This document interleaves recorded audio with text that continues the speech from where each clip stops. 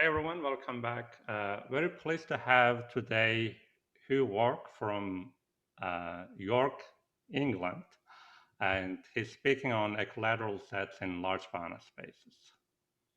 So thank you for the introduction, Bunyamin. It's a great pleasure to speak in this seminar. It's been one of the features of the lockdown, being able to get such wonderful talks from all over the world, which I wouldn't normally have access to. So I'm very grateful for the organisers for organising the seminar, and I'm very pleased to be able to speak. I'm going to talk about the results of two preprints, one joint work with me and Piotr KOSZMIDER, and then I'll also talk about some of from another preprint that Piotr KOSZMIDER has written off his own back, which is related, so the related sets of results. And I should say that Piotr was partially supported by a grant from the National Science Centre in Poland when we were working on this piece of work. So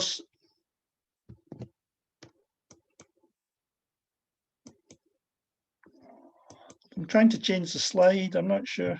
There we are. I'll start with some definitions. I'm going to talk about separated, concentrated, and equilateral sets.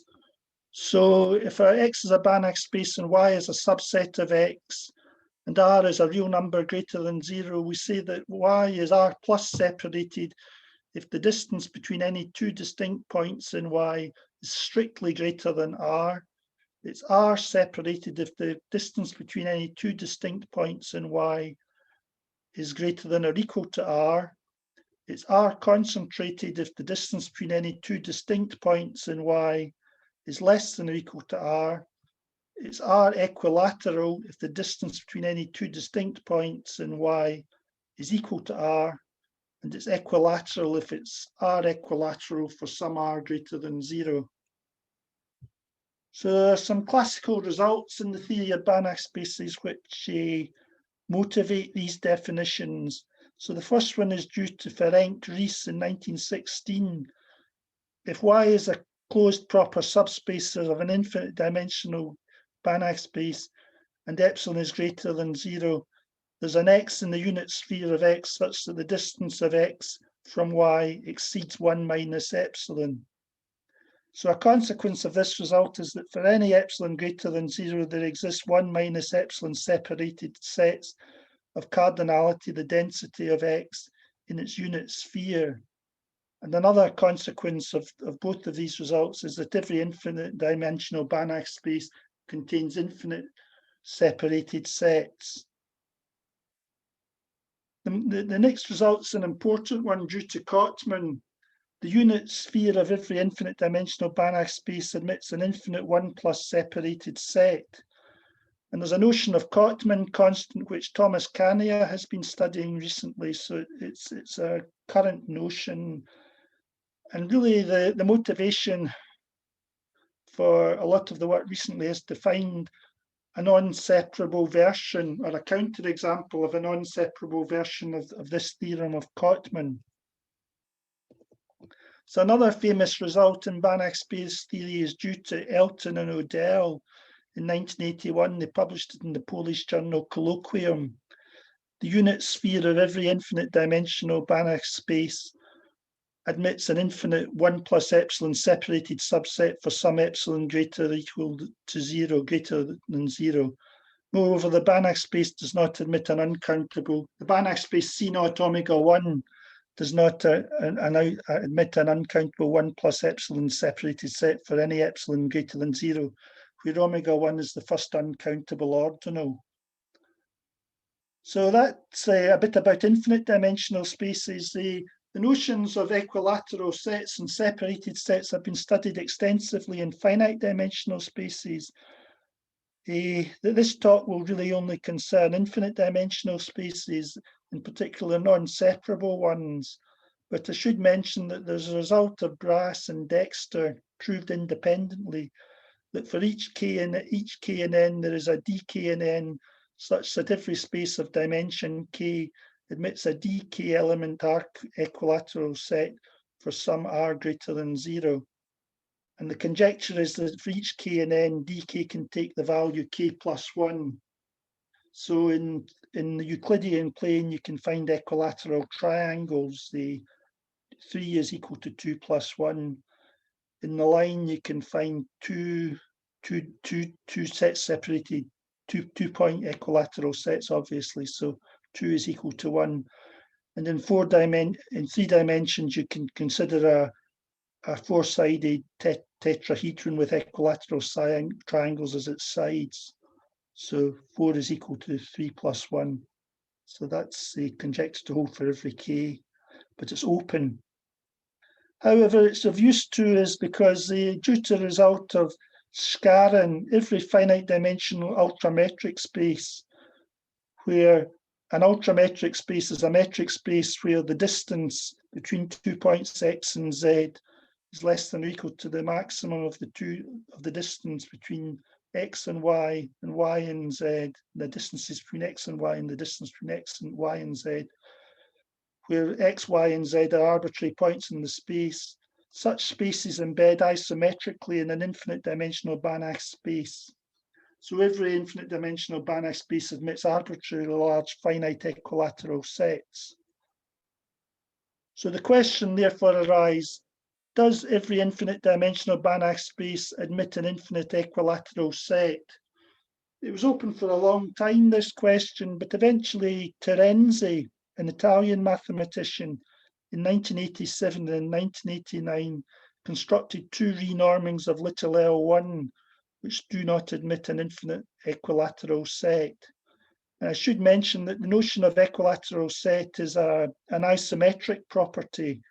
So it's not the usual version of little L1, obviously, where there are many equilateral sets. It's a particular renorming. And the example that we come up with in the main theorem, in one of the theorems, is a variant of one of Terenzi's examples applied to the non-separable context. It's really based on Terenzi's arguments or theorem in equilateral sets. And also, I should mention that Glakoussakis and Merkourakis in 2016 showed that there exists a separable and infinite dimensional Banach space, which is not isomorphic to a subspace of little L1, which contains no infinite equilateral sets. So these are actually essentially the only known examples of separable infinite dimensional Banach space which contain no infinite equilateral sets. So the number of examples is quite limited, really. So positive conditions which ensure an equilateral set in a Banach space. Merkourakis and Vassiliadis proved that any Banach space containing an isomorphic copy of little c0 contains an infinite equilateral set. And Freeman, Odell, Sarre, and Schlumprecht proved that every uniformly smooth infinite dimensional Banach space admits an infinite equilateral set. So the question arises from that is, does every non-separable Banach space admit an uncountable equilateral set? And this problem has received quite a lot of attention in some recent papers. In particular, KOSZMIDER in 2018 showed that there is a consistent example of a non-separable Banach space, which is a C of k, a space of continuous functions where k is Hausdorff compact, which does not admit an uncountable equilateral set. And it's consistent that no such Banach space of the form C of k for C of k exists.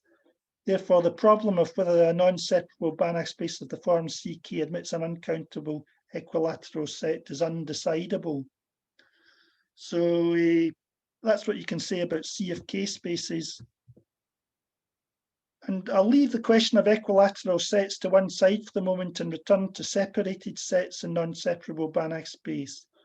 Does the unit sphere, the question arises of, does the unit sphere of a non-separable Banach space contain an uncountable separated set? And if so, of what cardinality compared to the density of the space? This has been studied also by Kurka and Vesner in 2019, Kania and Koshenik in 2016, and Merkourakis and Vassiliadis in 2014 and 2015. So I mentioned that Kania and Koszymider proved that if X is a super reflexive space, there exists 1 plus epsilon separated sets of size equal to the density of X. And Merkourakis and Vassiliadis in 2015 proved that for C of K spaces where K is compact and totally disconnected, there exists 2 separated sets of size equal to the density of the space. So the existence of separated sets in non-separable Banach spaces has also been highlighted in a recent paper by Hajek, Kania and Russo in the Transactions of the American Math Society in 2020. In particular, they consider a notion called symmetric separated sets. But in particular, Hajek, Kania and Russo show that there are uncountable 1 plus epsilon separated sets exist in any Banach space of sufficiently large density character. So going back to KOTTMAN'S example, the unit sphere of every infinite dimensional Banach space admits an infinite 1 plus separated set. So KOSZMIDER's result in his own preprint, the main one, is that there exists a strictly convex Banach space of density, the continuum, where every uncountable subset of the unit sphere of regular cardinality contains a subset of the same cardinality, which is 1 minus epsilon concentrated for some epsilon greater than 0. So as a consequence of that result, there's a strictly convex Banach space of density, the continuum, which does not admit an uncountable equilateral set.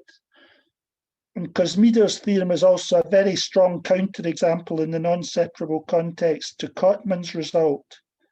So I think it's quite an important result. It deserves some attention, I think.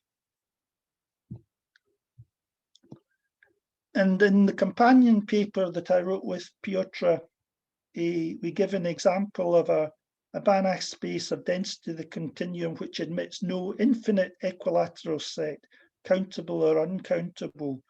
And this space is a renorming of little L1 on the closed unit interval. The first example of KOSZMIDER and the concentrated set theorem is a space C0 K, where K is locally compact and scattered. Therefore, it's C0 saturated and hence contains infinite equilateral sets. And in the preprint that I wrote with KOSZMIDER, we also prove another theorem. There are renormings of little L1 on the unit interval, which have the following property. Any R-separated subset Y of the space of regular uncountable cardinality contains a subset, has a subset Z contained in Y of the same cardinality, which is R plus separated. So these spaces do not admit uncountable equilateral sets.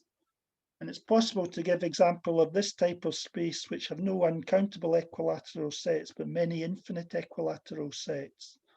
So we recover the previous example of KOSZMIDER in this, a form of the previous type of space of KOSZMIDER as regards equilateral sets. So the example of TERENZI of 1981 has a norm for X and little L1 defined as shown on the slide. It's an L1 norm plus some sort of Hilbert space norm.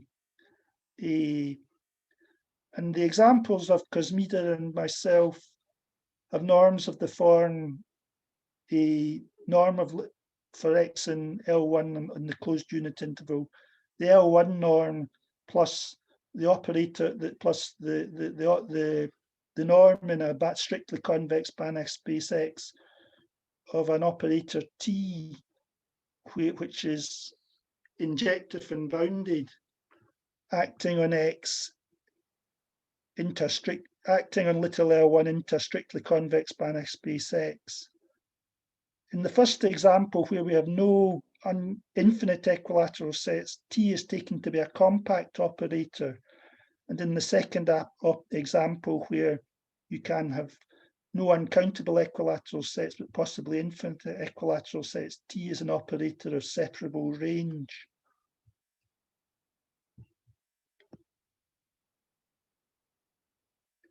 In Hajek, Kanye, and Rousseau, it's stressed that 1 plus separated sets of the sphere are related to Auerbach bases. A system, a bi-orthogonal system, is an Auerbach basis if the norms of the vector xi and the vectors xi star is equal to 1. An Auerbach system is a 1 separated set of the unit sphere, a 1 plus separated set of the unit sphere. So Godin employed similar renormings of little L1 in the unit interval to find Banach spaces with no fundamental Auerbach systems. So the examples have similar examples have been used in before. And I should mention that a fundamental bi-orthogonal system for the Banach space is one xi star is one such that the closure of the spans, the linear spans of the xi is equal to the whole space. So Godin employed the example spaces of this type to construct a similar other counter examples. So they've been used before. So in KOSZMIDER's spaces, there's a strictly convex Banach space of density of the continuum with no uncountable Auerbach system. So in Hajek, Kanye, and Rousseau, a Banach space with this property was constructed under the assumption of the continuum hypothesis. But this space is a renorming of C naught omega 1, so of the form C naught of K, where K is locally compact, in fact discrete, and is also weakly Lindelof determined.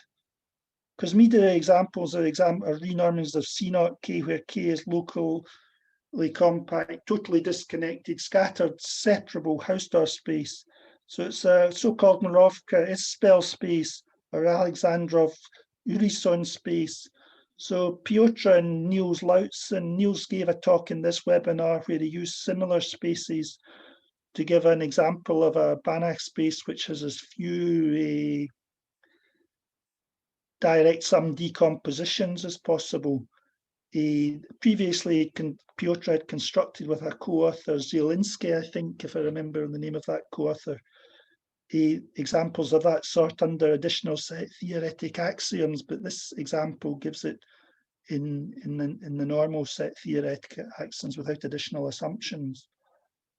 So the question arises is, do the spaces of KOSZMIDER and myself admit uncountable Auerbach systems? We don't know that, but it would be interesting to find out. And there are also questions about renormings of sets of spaces with equilateral sets.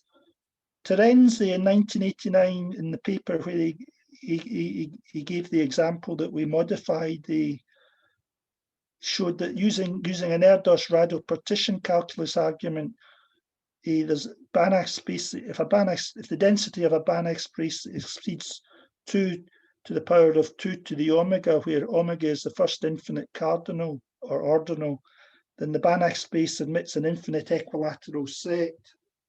Swanepoel showed that any infinite dimensional Banach space has an equivalent renorming which admits infinite equilateral sets.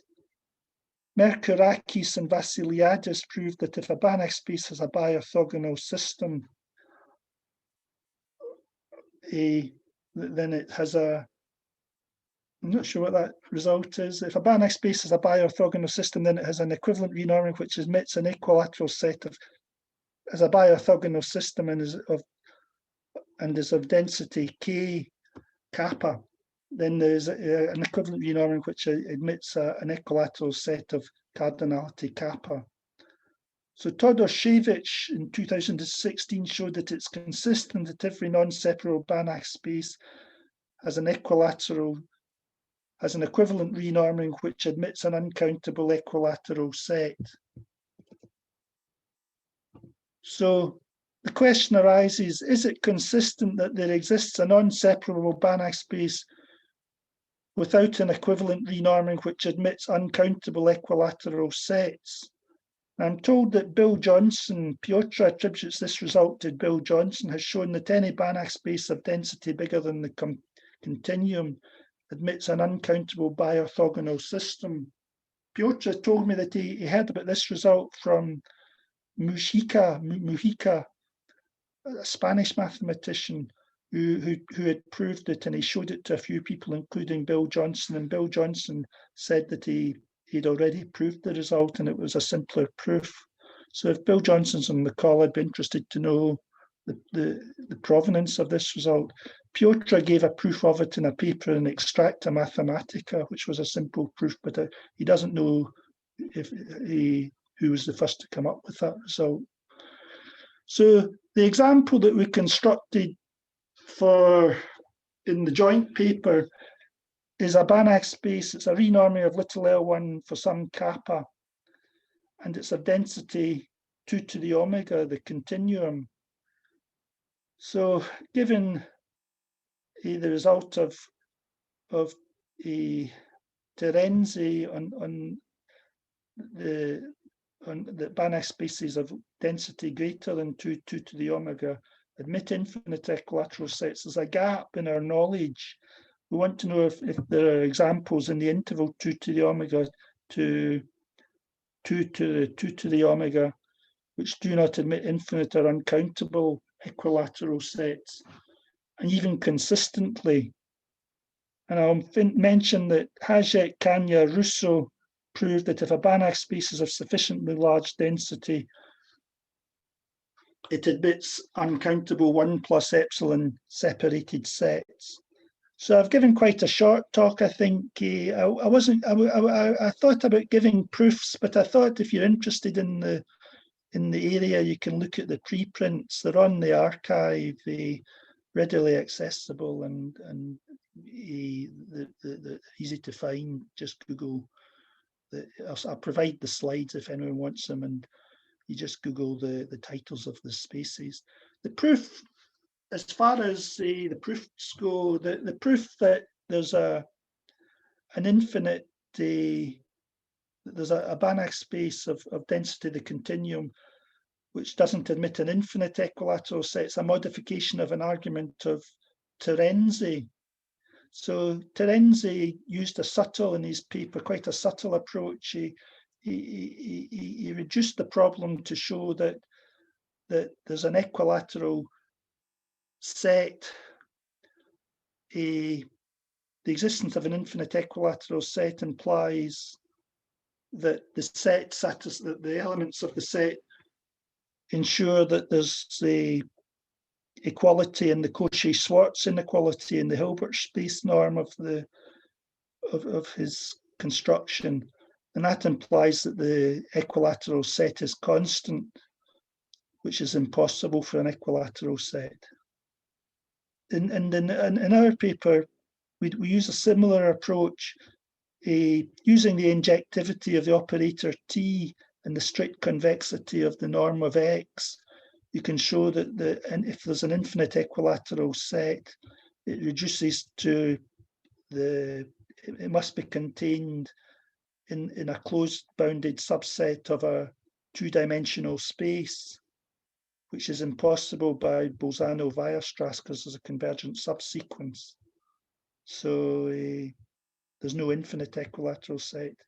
And the other result that Piotr and I proved is really about the failure of Ramsey's theorem in large cardinals, large ordinals. The spaces that Ramsey's theorem fails, so you don't get equilateral sets. That was why Piotr brought this problem to my attention, largely because he thought the anti-Ramsey theorems of Todosiewicz would be relevant to this problem. We managed to get counterexamples without using them, but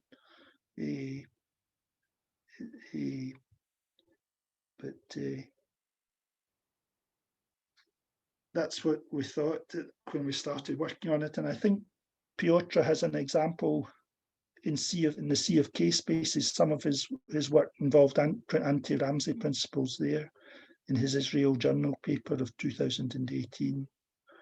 So I've given quite a short talk, but I hope you found it interesting. I don't work in a university, so I can't do text, so I'm a bit limited in the slides I can do. I have to prepare them, so I've given a brief overview of the results in the area and what we've proved. And if you're interested in the results, you can look at the preprints. So I'll stop there. Thank you. All right, thank you so much. Well, that will give lots of time for discussions then. Yes, and plenty of time for fun if you want. So in some sense, do I got this right? The problems are between 2 to the omega, strictly between 2 to the omega and 2 to the 2 to the omega, right? That's correct. For equilateral sets, yeah. you don't know if there's an infinite or an uncountable one in those examples, yeah. Even consistently. Yeah, see, now it reminded me a problem I tried to solve with Peter Hayek, and there is exactly the same interval as the nasty ones. Yeah. But okay, there might have nothing, there's maybe no connection with it, but of course, for every separable Banach space can be Lipschitz embedded into C0 by a result of Aharoni. And we proved that if you have, that this is not true if your density is bigger than 2 to the 2 to the omega, bigger or equal to the 2 to the omega. So if I'm asking, for example, if little L1 of omega 1 is Lipschitz embeddable in C0 of omega 1, this is exactly the thing we do not know in that. So whether Lipschitz embeddings of any Banach space of a certain cardinality, of a certain density can be embedded in C0 of the same cardinality, but I don't know. I mean, it's exactly the same interval which causes us a problem. So I was wondering. Yeah. Yeah. It's an opportunity for another paper, possibly, if you solve it, Thomas. So. Yeah. Yeah, I went, yeah, I invited, I think I spent 3 times 2 weeks in Prague and we didn't solve it. Yeah. Yeah. Well, maybe you can get a conditional result to connect them. Yeah, well, maybe. So, but maybe it was, I think, I mean, I found it interesting that the same interval of cardinalities cause a problem. So this was what. I mean, a priori, there's no connection, right? So Lipschitz embedding cannot. No, of course not. Be a collateral set. So, well, it's no. But in some sense, I think all these problems they are solved by some combinatorical result, and which are usually not clear whether they are true. Which are usually not true in this interval.